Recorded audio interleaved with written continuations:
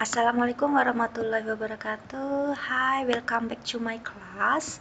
So, for today's lessons, we are talking about this one, the noun phrase.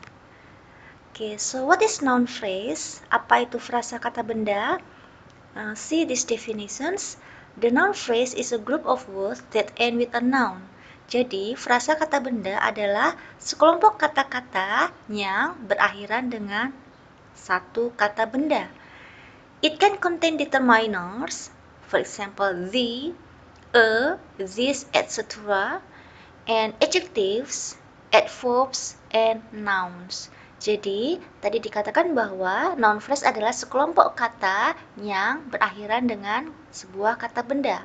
Dan sekelompok kata tersebut bisa diawali dengan determiners seperti the, a, this, dan sebagainya. Nanti kita akan lihat apa saja yang termasuk determiners. Kemudian bisa juga diawali dengan adjektif atau kata sifat, adverbs atau kata keterangan, dan nouns atau kata benda itu sendiri. It cannot begin with a prepositions. Ini yang perlu diperhatikan bahwa yang namanya frasa kata benda tidak bisa diawali oleh sebuah preposisi. Contoh preposisi misalnya adalah in, at, on. Jadi misalnya contohnya ada kelompok kata yang dimulai dengan preposisi in the supermarket, maka in the supermarket ini bukan noun phrase karena diawali dengan preposisi in, tetapi in the supermarket dinamakan prepositional phrase, frasa preposisi. Jadi sekali lagi bahwa frasa kata benda tidak diawali dengan preposisi, tetapi kita mengatakan the supermarket. Nah, kalau the supermarket karena diawali dengan determinant the dan kata benda supermarket, maka the supermarket itu disebut dengan noun phrase, suatu kumpulan kata yang berakhiran dengan kata benda. Kemudian kita lihat di sini the next point. Remember that both subject and complements are generally noun phrase. Jadi, noun phrase di dalam kalimat kedudukannya sebagai subjek atau bisa sebagai complements. Sekarang kita akan belajar tentang count and non-count nouns. A count noun is one that can be counted.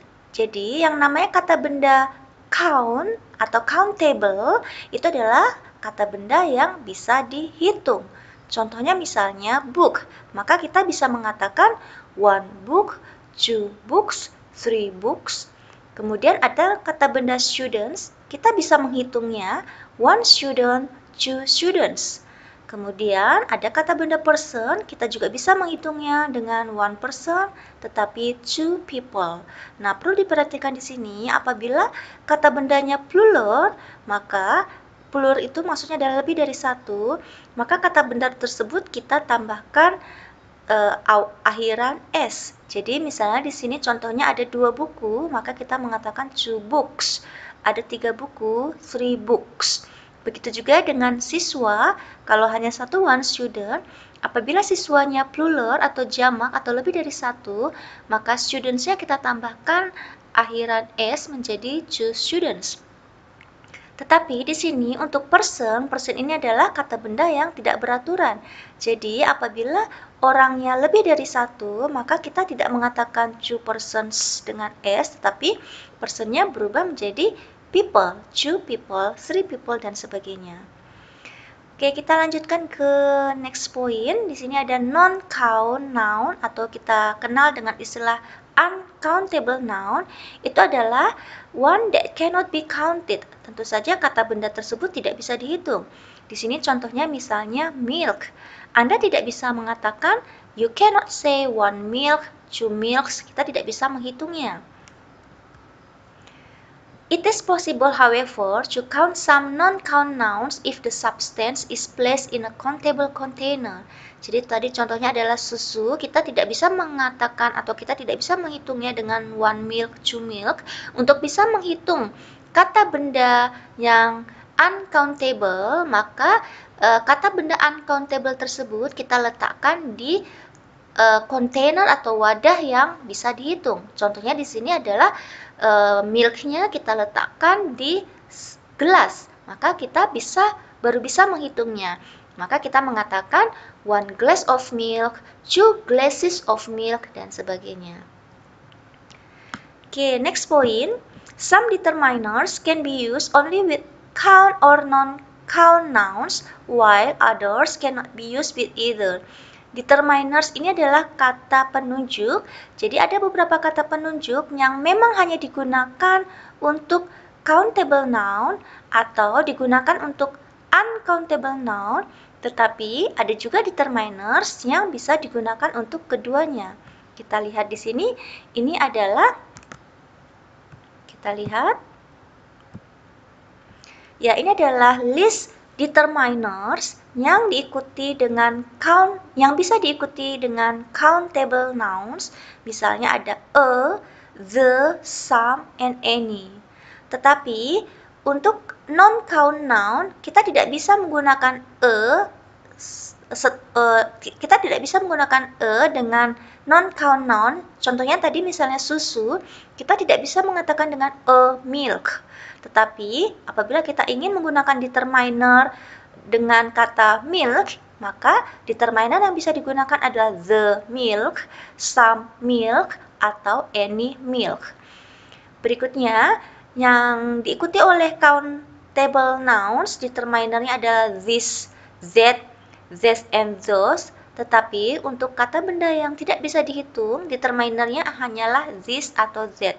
Jadi sekali lagi kita tidak bisa mengatakan milk dengan determiner this milk, tidak. Tetapi dengan determiner this atau that. Berikutnya kita bisa ikuti dengan noun 1, 2, 3 diikuti dengan countable nouns. Tetapi untuk yang tidak bisa dihitung, tentu saja kita tidak bisa menggunakan kata 1 milk, 2 milk, tidak. Tetapi yang kita gunakan adalah none. Kemudian, many digunakan untuk countable noun, sedangkan untuk yang uncountable noun atau tidak bisa dihitung, kita gunakan dengan much. Jadi contohnya, tadi ada kata benda yang bisa dihitung buku. Apabila bukunya banyak, maka kita mengatakan many books. Tetapi apabila kita ingin kata benda tersebut tidak bisa dihitung, contohnya susu, kita ingin mengatakan banyak susu, maka kita gunakan bukan many milk, tetapi much milk. Berikutnya untuk determiner selanjutnya adalah a lot of. Di sini a lot of bisa digunakan untuk countable noun dan uncountable noun. Kemudian di sini ada a large atau a great number of diikuti oleh countable noun. Dan untuk yang non-count noun kita gunakan a large amount of. Kemudian untuk countable noun apabila jumlahnya sedikit kita gunakan few. Dan yang tidak bisa dihitung atau non-count nouns kita gunakan little yang bermakna sedikit. Begitu juga untuk comparatifnya diikuti oleh countable nouns kita gunakan determiner fewer than atau more than. Sedangkan untuk yang non-count noun kita gunakan less than dan more than. It is very important to know if a noun is count or non-count. Jadi sangat penting untuk mengetahui apakah kata benda tersebut bisa dihitung atau tidak bisa dihitung. Students often make mistakes with the following nouns. Be sure that you know the plurals of irregular count nouns. Jadi tadi sudah sempat disampaikan bahwa ada kata benda yang bentuknya irregular. Contohnya tadi misalnya person, maka dia menjadi people untuk plural nouns-nya. Kemudian food berubah menjadi feed, child berubah menjadi children, mouse berubah menjadi mice, tooth berubah menjadi teeth. Nah, coba Anda cari lagi contoh irregular count nouns yang Anda ketahui selain 5 contoh yang diberikan di slide ini. Ya, berikutnya ini adalah the following list contains some non-count nouns. Ini juga adalah kata benda yang tidak bisa dihitung. Selain milk, tadi ada beberapa contoh lainnya, misalnya ada sand, mathematics, economics, homework, food, money, meat, advertising, informations, news, politics, air, soap, and physics. Nah, ini adalah daftar kata benda yang tidak bisa dihitung. Untuk latihannya, silakan di sini ada latihan tentang count and non-count nouns.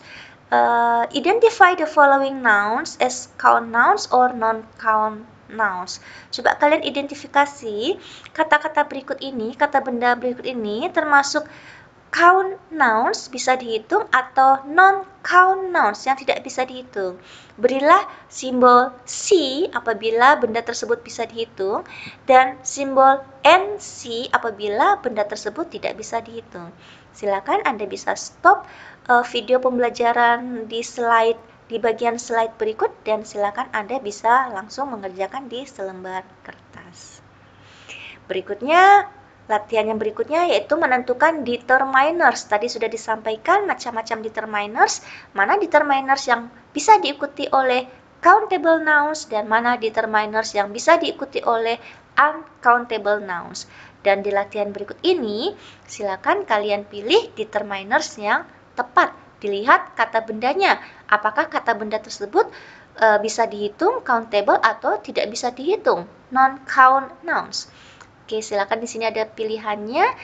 Kalian bisa coret atau bisa coret untuk pilihan yang salah atau kalian lingkari untuk jawaban atau pilihan yang benar. Silakan untuk video pembelajaran di slide bagian ini bisa kalian pause atau stop untuk kalian mengerjakan di selembar kertas. Oke, thank you untuk pembelajaran hari ini. Terima kasih. Thank you for joining my class. See you.